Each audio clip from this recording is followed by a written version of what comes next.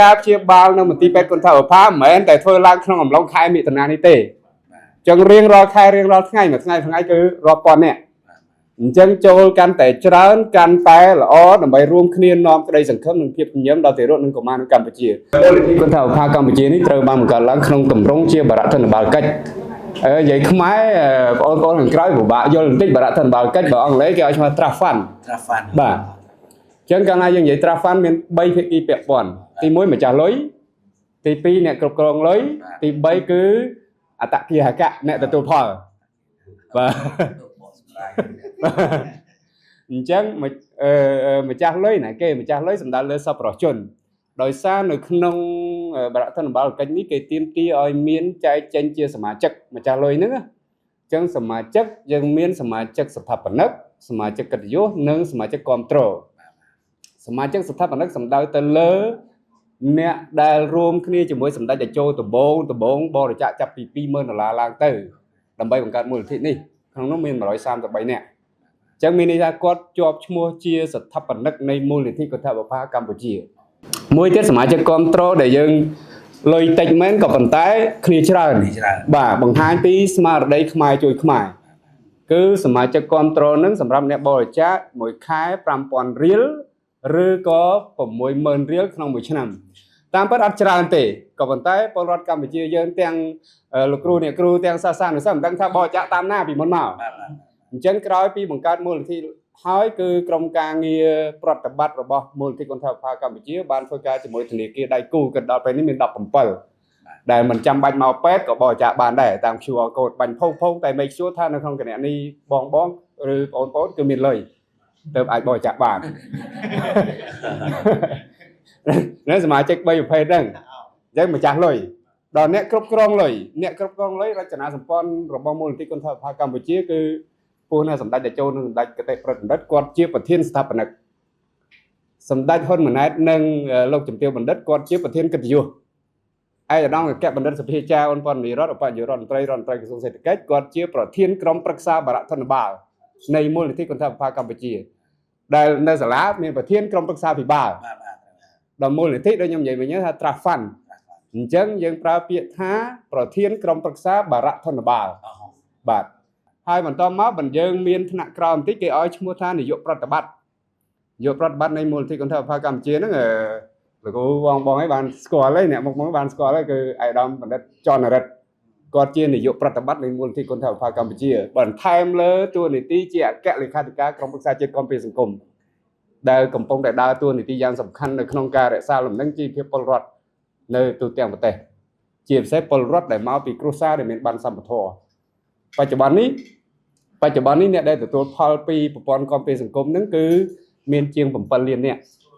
ក្នុងចំណោមពលរដ្ឋកម្ពុជា16ដល់17លាននាក់ហ្នឹងអញ្ចឹងបើយើងគិតជាភាគរយទៅប្រហែលជា43%អី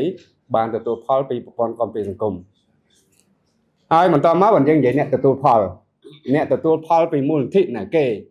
អ្វីត្បិតតែមន្ទីរពេទ្យគុណថាបុផាប្រជាជនថាមកអត់អស់លុយមិនមែនមានន័យថាពេទ្យអត់អស់លុយដំណើរការនឹងបានទេពេទ្យត្រូវអស់ថ្លៃដើមពេទ្យមិនរកប្រាក់ចំណូលទេបើមិនរកប្រាក់ចំណូលបានលុយពីណាមកដើម្បីបើកប្រាក់ខែឲ្យបុគ្គលិកដើម្បីទិញថ្នាំទិញអីអស់ហ្នឹងគឺលុយពីអ្នករាល់គ្នាសប្បុរសជនទាំងអស់គ្នាមានទាំងខ្ញុំមានទាំងលោកគ្រូអ្នកគ្រូបងប្អូនសិស្សសានុសិស្សអីហ្នឹងអញ្ចឹងអ្នកទទួលផលគឺទារកនិងកុមារនៅកម្ពុជាទាំងអស់ដែលត្រូវការសេវាពិនិត្យនិងពិគ្រោះព្រមទាំងការព្យាបាលនៅមន្ទីរពេទ្យគុណថាបុផាព្រមទាំងមានលក្ខណៈពិសេសមួយទៀតនៅសៀមរាបគឺមានសេវាសម្ភពនៅសៀមរាបមួយថ្ងៃអាចដល់70សម្រាលបាទដោយម៉ាស៊ីនអញ្ចឹងហើយយើងមិនអនុញ្ញាតឲ្យនៅលើសពី24ម៉ោងទេបើសិនជាសុខភាពគាត់ល្អដោយសារបន្ទប់មានកម្រិតអញ្ចឹងតែ24ម៉ោងរុញចេញ24ម៉ោងរុញចេញលើកលែងតែគាត់មានបញ្ហាសុខភាពអីធ្ងន់ធ្ងរទៅតាមដានបន្តអញ្ចឹងនេះខ្ញុំនិយាយពីសារបាននៃមូលនិធិហើយការចូលរួមបរិច្ចាគរបស់លោកគ្រូអ្នកគ្រូរបស់មូលនិធិ VR1 Team នេះចំពេលដែលមូលនិធិគុណថាបុផាកម្ពុជាកំពុងតែបើកយុទ្ធនាការកំពុងតែរៀបចំយុទ្ធនាការមួយយើងឲ្យឈ្មោះថាយុទ្ធនាការ10000រៀល10000នាក់ដែលត្រូវបានបើកជាផ្លូវការកាលពីម្សិលមិញក្រោមអធិបតីភាពដល់គង់ពលរបស់លោកជំទាវបណ្ឌិតពេជ្រច័ន្ទមនីហ៊ុនម៉ាណែត ប្រធានកតញ្ញុនៃមូលនិធិកន្ធបភាកម្ពុជាអញ្ចឹងពាក្យថា10000រៀល10000នាក់នេះគ្រាន់តែជានិមិត្តរូបគ្រាន់តែជាឈ្មោះមួយមិនមែនមានន័យថាយើងទទួលតែ10000រៀលពីមនុស្ស10000នាក់ទេម្សិលមិញក៏លោកជំទាវបានមានប្រសាសន៍ដែរថាចង់ចូលច្រើនជាងហ្នឹងក៏បានតិចជាងហ្នឹងក៏បានក៏ប៉ុន្តែគាត់លើកទឹកចិត្តឲ្យចូលច្រើនជាងហ្នឹងមូលហេតុដោយសារតែការព្យាបាលនៅមន្ទីរពេទ្យកន្ធបភាមិនមែនតែធ្វើឡើងក្នុងអំឡុងខែមិថុនានេះទេអញ្ចឹងរៀងរាល់ខែរៀងរាល់ថ្ងៃមួយថ្ងៃគឺរាប់ពាន់នាក់អញ្ចឹងចូលកាន់តែច្រើនកាន់តែល្អដើម្បីរួមគ្នានាំក្តីសង្ឃឹមនិងភាពញញឹមដល់ទារកនិងកុមារនៅកម្ពុជាដូចខ្ញុំនិយាយលេងនៅខាងក្រៅមិញហ្នឹងថាបើសិនយើងមិនមើលថែរក្សាក្មេងៗទេយើងខំធ្វើល្អមិនក៏អត់មានអ្នកនិយាយគេឈ្មោះយើងនៅពេលអនាគតដែរស្អើគាត់យ៉ាប់ដែរហេងសុយគាត់ទៅមុនយើងអញ្ចឹងទៅអញ្ចឹងបើសិនយើងថែទាំគាត់បានល្អគាត់សុខភាពគាត់ល្អគាត់ខ្លាយទៅជាកម្លាំងពលកម្មដ៏ល្អថ្ងៃក្រោយទៅគាត់និយាយដូចយើងនិយាយពីលោកតាបេអាដូចនេះនេះដោយសារអីដោយសារយើងមានលទ្ធភាពថែទាំសុខភាពទាំងតាមរយៈការថែទាំសុខភាពនៅមន្ទីរពេទ្យតាមរយៈការហាត់ប្រាណហាត់អីអញ្ចឹងទៅដូចអញ្ចឹងការចូលរួមលើកនេះគឺចំពេលដែលមូលនិធិរៀបចំយុទ្ធនាការ10000រៀល10000នាក់នៅក្នុងខែមិថុនាមួយខែពេញតែម្ដងគាត់ថាបើកជាផ្លូវការកាលពីម្សិលមិញគិតត្រឹមម្សិលមិញថ្ងៃបើកហ្នឹងយើងទទួលបានសប្បុរសជន